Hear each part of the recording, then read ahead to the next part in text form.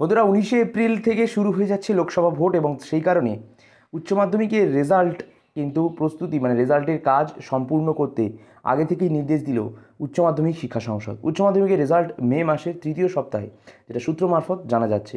এবং আমরা বিভিন্ন শিক্ষক মহলে ফোন করার পর যেটা জানতে পারছি যে তোমাদের উচ্চ মাধ্যমিকের রেজাল্ট কিন্তু মে মাসের তৃতীয় সপ্তাহে বের হতে পারে। এবং এর পাশাপাশি অনেকের মনে প্রশ্ন রয়েছে যে কত শতাংশ পাস করছে।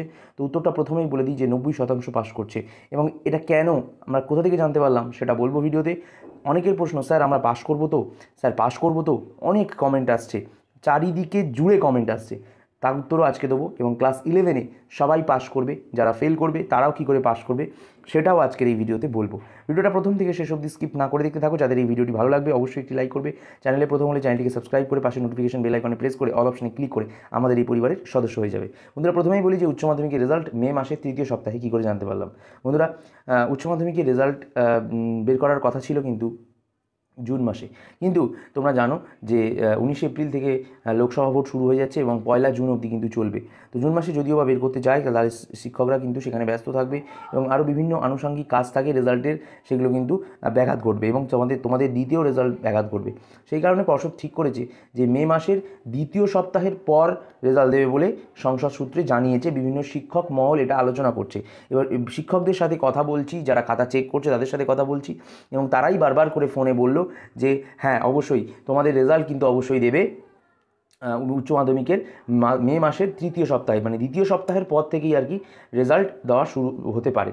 তো তো 7 দিন 14 দিন, মানে তোমার 1 তারিখ থেকে যদি 14 তারিখ অবধি ধরো, 14 তারিখের পর 15 তারিখে এখন তোমাদের দেবে হচ্ছে মাধ্যমিকের রেজাল্ট। তারপর মাধ্যমিকের পরই উচ্চ মাধ্যমিকে 1 সপ্তাহ গ্যাপ থাকে, রেজাল্ট কিন্তু দিয়ে দেবে। অর্থাৎ মে মাসে শেষেই সব কিছু শেষ করতে চাইছে রেজাল্ট দেওয়ার প্রক্রিয়াটা।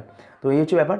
আর 90% পাস করছে কীভাবে, স্যারেদের কাছ থেকে জানতে পারলাম। বিভিন্ন ডিস্ট্রিক্ট ওয়াইজ স্যারেদের সাথে কন্ট্যাক্ট রয়েছে। তারা খাতা দেখার পর যেটা অভিজ্ঞতা বলছে যে অবশ্যই কিন্তু সায়েন্স আর্টস কমার্স তিনটি ক্ষেত্রেই 90% কিন্তু পাস করছে, কিছু 10% ছাড়া সবাই কিন্তু পাস করছে। স্যার পাস করবো তো, এই প্রশ্ন অনেকেই কিন্তু করছো। তো বন্ধুরা তোমাদের বলি, প্র্যাকটিক্যাল সাবজেক্টগুলো যারা দিয়েছো, থিওরি মানে পরীক্ষা যারা দিয়েছো, পরীক্ষায় বসেছো, যারা ভালো লিখেছো, মোটামুটি যারা ভালো লিখেছো এবং প্রতিটা প্রশ্ন অ্যাটেন্ড করে এসছো, যে মিনিমাম 60% প্রশ্ন অ্যাটেন্ড করে এসছো, তারা কিন্তু পুরো পাস করছে। কিন্তু কারা ফেল করছে, শুধুমাত্র যে সমস্ত সাবজেক্টে প্রজেক্ট বা প্র্যাকটিক্যাল নেই সেই সাবজেক্টে কিন্তু একটা ফেল করার ভয় থাকছে। তবুও সেটা অঙ্ক, অ্যাকাউন্টেন্সি। এই অঙ্ক অ্যাকাউন্টেন্সি কিন্তু অনেকে থাকে না। আর্টসে প্রচুর পাস করছে, এটা কিন্তু এই মুহূর্তের খবর। কমার্সেও পাস করছে, সায়েন্সেও পাস করছে। কিন্তু সায়েন্সের ক্ষেত্রে অঙ্কটা ও কমার্সের ক্ষেত্রে অ্যাকাউন্টেন্সিটা নিয়ে একটু সমস্যা অনেক জায়গায় দেখা দিয়েছে। আর ক্লাস 11 কিন্তু সবাই পাস করছো, এটা কিন্তু পর্ষদের তরফ থেকেও জানিয়ে দিয়েছে। যারা ক্লাস 11-এ পরীক্ষা নেওয়ার দায়িত্ব কিন্তু স্কুলের থাকে, তাই অবশ্যই যদি পরীক্ষা কোনোভাবে ফেল করে যাও তাহলে কিন্তু গার্জেন নিয়ে স্কুলে গেলে তোমাদের পাস করিয়ে দেওয়া হবে ক্লাস 11-এ সবাইকে। তো অবশ্যই এই আপডেটটা কেমন লাগলো কমেন্ট বক্সে জানাতে ভুলবে না। আরও যদি কোনো আনুষঙ্গিক প্রশ্ন থেকে থাকে অবশ্যই কমেন্ট বক্সে জানাতে আমাদেরকে একেবারে ভুলো না। কমেন্টে প্রশ্ন করো, সেই প্রশ্ন ওয়াইজ আমরা কিন্তু ভিডিও দেওয়ার চেষ্টা করবো। ধন্যবাদ, দেখা হচ্ছে পরবর্তী ভিডিওতে। আজকের মতো ভিডিওটা শেষ হয়ে গেছে। তোমরা সকলেই জানো তোমাদের কী করতে হবে, like the video, share the video and also subscribe the channel.